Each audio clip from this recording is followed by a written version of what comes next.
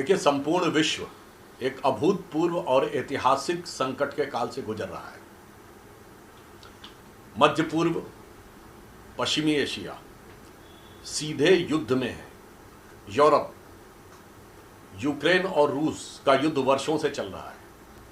Israel और Gaza का युद्ध और अमेरिका और ईरान का युद्ध एक बहुत चुनौतीपूर्ण परिस्थितियों की तरफ संपूर्ण विश्व को ले जा रहा है। यहां तक कि थाईलैंड और कंबोडिया जैसे देशों की सीमा पर भी तनाव है, तो ताइवान पर भी तनाव की जब तक समाचार आते रहते हैं। ऐसे अभूतपूर्व संकट के समय में जब सारे विश्व के सामने सुरक्षा का ही संकट नहीं है, बल्कि आर्थिक और ऊर्जा की सुरक्षा का भी संकट उत्पन्न हुआ है। आज वस्तुस्थिति यह है कि पेट्रोलियम प्राइसेस के जो दाम हैं वो अमेरिका में 20 से लेकर 40%, यूरोप में 20 से 40%, अफ्रीकन कंट्रीज में तो 60% तक बढ़े हैं। आज की डेट में भी कैलिफोर्निया में भारतीय मुद्रा के हिसाब से 140 रुपए का 1 लीटर पेट्रोल मिल रहा है। और उस समय यदि माननीय प्रधानमंत्री जी ने हमारे सभी देश के नागरिकों के भविष्य के ध्यान में रखकर एक सजगता, सतर्कता और सावधानी रखने का आह्वान किया है, यह हम सब के भविष्य की आर्थिक सुरक्षा और ऊर्जा सुरक्षा के लिए आवश्यक है। इस पर विपक्ष का यह आरोप बहुत दुखद और दुर्भाग्यपूर्ण है। इस वैश्विक संकट के समय में विपक्ष को अपनी विद्वेषपूर्ण राजनीति से बाज आना चाहिए।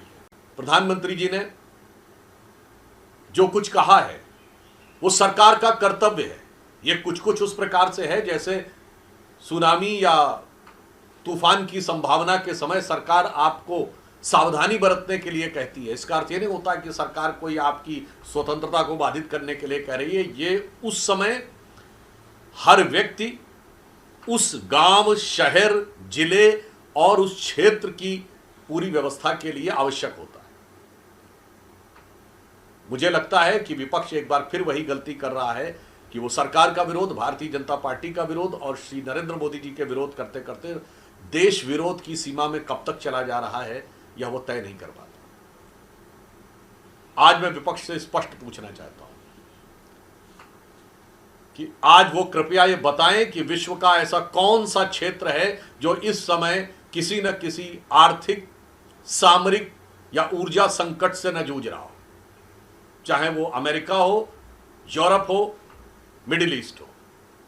दूसरा, हम विपक्ष से पूछना चाहते हैं कि आप भारत के भविष्य की आर्थिक और ऊर्जा सुरक्षा को सुनिश्चित करने के पक्ष में हैं या नहीं। तीसरी बात, हम यह पूछना चाहते हैं कि जिस प्रकार से आप सामाजिक और राजनीतिक स्तर पर अराजकता उत्पन्न करके अपने राजनीतिक हित साधना चाहते हैं, क्या आप इस समय आर्थिक और सुरक्षा के विषय के ऊपर अव्यवस्था उत्पन्न करके उसी प्रकार राजनीतिक हित साधने का प्रयास नहीं कर रहे हैं? आज स्थिति यह है कि भारत की स्थिति उस जहाज की तरह है कि पूरे दुनिया के समुद्र में सुनामी आई हुई है। सारे जहाज उल्टे पलटे जा रहे हैं और उस परिस्थिति में भी यदि हमारा जहाज आगे जा रहा है तो निश्चित रूप से उस पर कुछ ना कुछ तो झटके लगेंगे। तो कोई ये कहे कि इसके लिए सुनामी का दोष नहीं है, जहाज के कैप्टन का दोष है, तो मुझे लगता है ये उसकी दृष्टि का दोष है। अतः हमारे विपक्ष से ये 3 स्पष्ट सवाल हैं और विपक्ष को इन तीनों सवालों का साफ साफ सीधा जवाब देना चाहिए।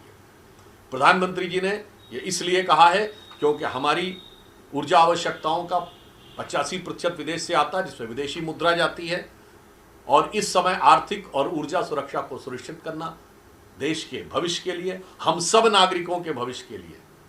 इसलिए मैं प्रधानमंत्री जी के आह्वान को अटल जी की कविता की उस पंक्ति के साथ देश के लोगों से कहना चाहूँगा और विपक्ष से भी आह्वान करना चाहूँगा कि आओ मिलकर दिया जलाएं।